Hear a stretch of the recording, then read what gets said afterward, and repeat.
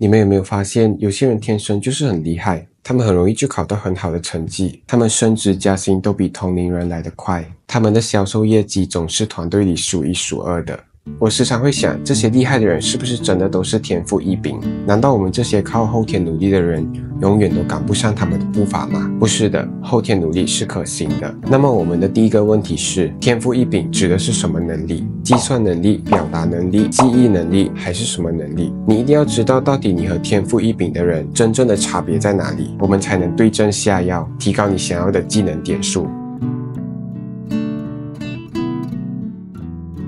我们每一个人都应该有抱怨过老师教书的方式我们听不懂，听了一整堂的课什么都没有学到。可是学霸为什么听得懂老师在讲什么？真的只是因为他比我们聪明吗？可能，但是聪明这种天生就带来的特质，我们可能要重启游戏才能重新调整自己的技能点。学霸听得懂是因为他们主动调频，让自己能够接受老师传递的信息。我们今天要聊的主题是主动调频。主动调频的定义很重要，我们要学会根据不同的对象与情境，调整自己接收与传递信息的方式。就好像电台信号，你想要接收哪一个频道的信息，你就得找到那个对的频道，才能有效的沟通。我在这里强调一个主动，因为你不能总是等外在环境来适应你的频道，你才能做好某件事。接下来我们会用这两个词汇来称呼这两种人：调频高手和单频麻瓜。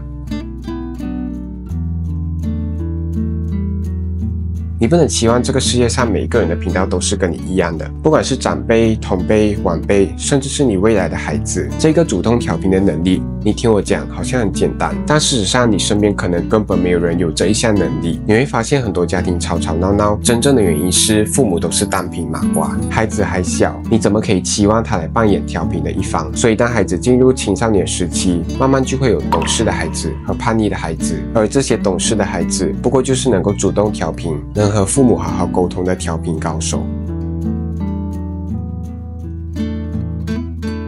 你会发现调频高手的考试成绩都不会太差，同班的同学，你们每一个人都是从同一个老师教出来的。调频高手能够主动的去配合老师的教学方式，学生或者是刚出社会的年轻人，你们一定要培养主动调频的能力。自学也算是一种主动调频，因为找不到老师的频道，我们可以调成课本的频道、课堂讲义的频道。当你请教学霸的时候，你就会发现他2、3句话就能解开困扰你很久的问题，而他能教会你，首先他一定会调整到你的频道，理解你不理解什么，才能一点你就通。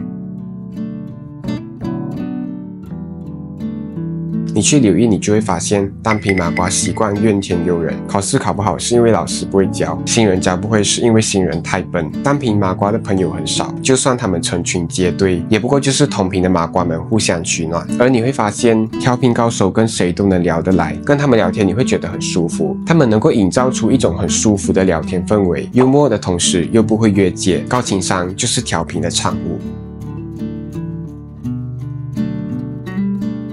如果我们不是天生的调频高手，那我们应该要怎样才能养成主动调频的习惯？第一，培养目标意识。沟通的关键是成功传递或者接收信息。在每次和别人沟通之前，你可以想一想，传递信息的时候对方要什么，接收信息的时候自己要什么。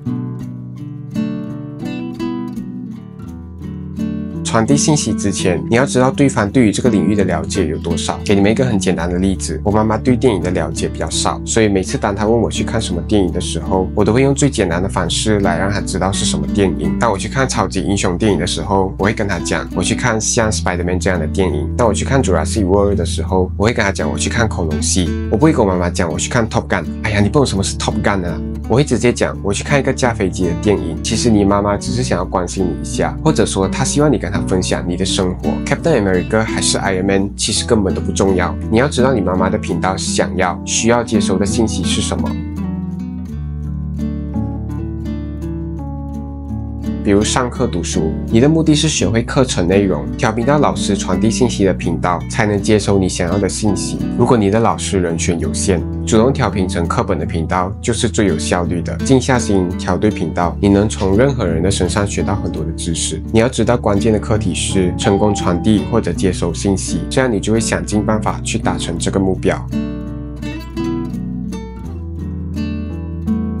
第二，练习换位思考。能够换位思考的人一定都有很强的同理心，而这种人往往都是非常善良的。我相信大多数人都是上班几年之后才有机会教人，到时候你们就会知道自己到底是不是一个有耐心、有同理心的人。己所不欲，勿施于人。这句话就是换位思考的精髓。你能够透过求学来看清一个人真正的嘴脸，换位思考很难，但是善良的人不会选择去伤害别人。所以第2堂课换位思考，你可以有意识的去感受对方当下的状态，他会想要的接收方式是什么，什么方法才能让他更有效的去接收你想传达的信息，而不是这个东西我已经教你2次了，为什么你还是不会？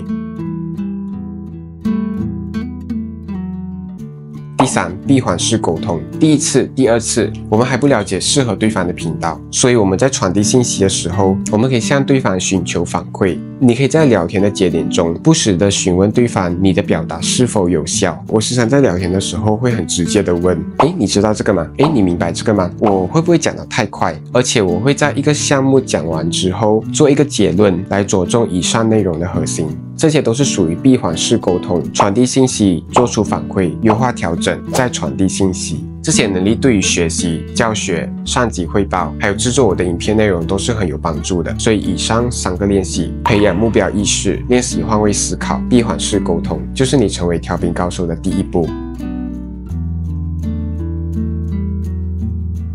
这3个主动调频的练习，并不是讲说你今天学到了就会了，它是需要练习的。一开始你需要主动的去施展这个技能，慢慢的它就会变成一个被动技能，像呼吸一样自然。没有人是天生的调频高手，那些年纪轻轻就已经是调频高手的人，是身边的环境塑造他成长的。他们可能有脾气暴躁的麻瓜父母，他们可能从小就是同学的小老师，他们可能从小就跟父母一起摆摊，需要跟各式各样的人打交道。可能他们的父母是调频高手，父母从小就是他们的榜样，在生活中的大小事上都会给予指导，教他们要怎样做出反应。而当你开始意识到主动调频的重要性，这个习惯就会慢慢在你生活上培养起来。终有一天你也会是一个调频高手。我认为单凭麻瓜是地球这个游戏里的 NPC， 我不希望我是 NPC， 我希望我的观众也不是。所以这一篇献给每一个拥有主线剧本的主角，你不是麻瓜，你会是调频高手。